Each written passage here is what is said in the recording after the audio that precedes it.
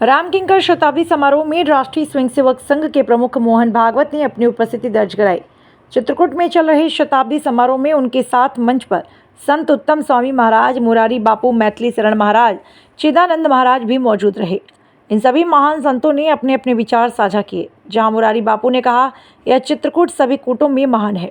मोहन भागवत ने अपने संबोधन में इशारों में बहुत कुछ कह डाला। उन्होंने सनातन धर्म की रक्षा के प्रति समर्पण की बात पर जोर दिया और कहा कि रामकिंकर जी के विचारों को अपनाना आज के समय की आवश्यकता है। भागवत ने कहा, संतों के कार्य में कोई बाधा न आए, इसलिए संघ का कार्य है कि द्वार पर डंडा लेकर संतों की सेवा में तत्पर रहें। उन्होंने आगे कहा कि वर्तमान में कुछ ताकतें भारत को दबाने का प्रयास कर रही हैं, लेकिन सत्य कभी दबता नहीं। भागवत बोले, सत्य का समय आता है तो सर चढ़कर बोलता है। उन्होंने भी कहा, हमें शास्त्रों की आवश्यकता है। साथ ही धारण करने वाले में राम जैसे विचार भी होना चाहिए। संघ प्रमुख के प्रवचन के दौरान उन्होंने हंसी मजाक में कहा कि संतों के दिव्य विचार सुनने के बाद उनकी बात कड़वे चूर्ण की तरह है, पर इसी से जीवन में सुधार आता है। राम मंदिर पर मोहन भागवत का बड़ा बयान, अयोध्या सबकी है, राम मंदिर सनातन का है। दिखाते हैं पूरी खबर विस्तार से। ऐसे संपन्न पुरुषों के द्वारा, आचरण संपन्न, धर्म संपन्न, तत्व संपन्न पुरुषों के द्वारा तो उसके परिणाम होते हैं। कथा तो हम भी संघ में बताते ही हैं, रामायण महाभारत से, लेकिन हमारी कथा सुनने के लिए कम गिनते हैं, संख्या कितनी है कम क्यों है? मुरारी बाबू को गिनना नहीं पड़ता, लोग आते हैं।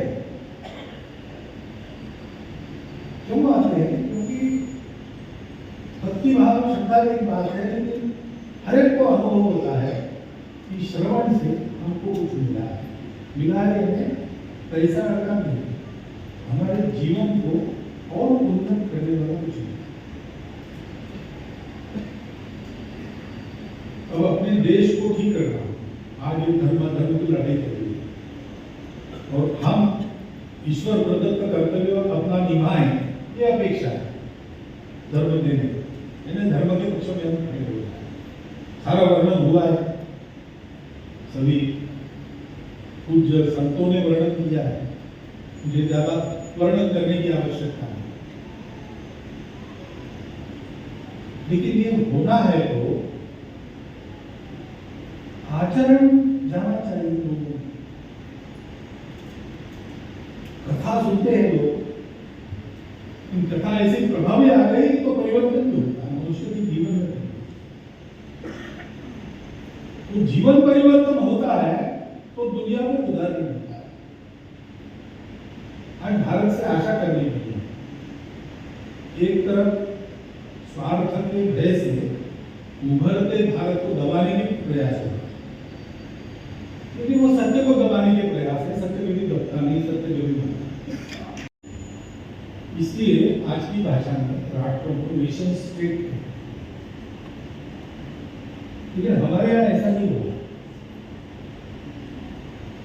प्राचीन समय में हम जो थे, जनसंख्या भी मर्यादित नहीं होगी उस समय, और भूमि अपनी ऐसी है, सुजल सुफल मलय शीतल। तो जीवन जीने के लिए यहाँ संघर्ष की आवश्यकता नहीं है। उधर जो कहते हैं स्ट्रगल फॉर एग्जिस्टेंस, यहाँ स्ट्रगल नहीं है, मेहनत करो, बीज फेंक दोगे वर्षा के पहले तो वर्षा के बाद काटने को चले जाओ, इतनी उपजाऊ होगी तो झगड़ा क्या करो? सुबह शांति पूर्वक मिलजुल कर रहे हैं, सुरक्षित भी थे। उन दिनों में हिमालय पार करके कौन आएगा? उन दिनों में सागर पार करके कौन आएगा? और इसलिए समृद्धि भी थी, सुरक्षा भी थी। समृद्धि और सुरक्षा दोनों है तो भी आदमी को और चाहिए, सुख चाहिए, सबको चाहिए, उधर भी चाहिए, इधर भी चाहिए। इसका आपको बिल्कुल ध्यान नहीं, लेकिन जो चल रहा है बहुत महत्वपूर्ण, सबसे महत्वपूर्ण है कि इतना हम क्या, इतना ही हमारा क्या है। एक बात ये, दूसरी बात सुना हमने रामकिंकर महाराज से तो मुख्य बात ये मुझे पता है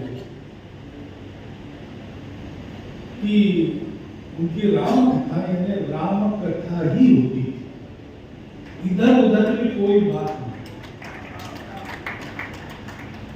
और कई गुणार्थ जो रामायण में है उनका बहुत सरल विमोचन और उसका प्रवचन उनके द्वारा होता था।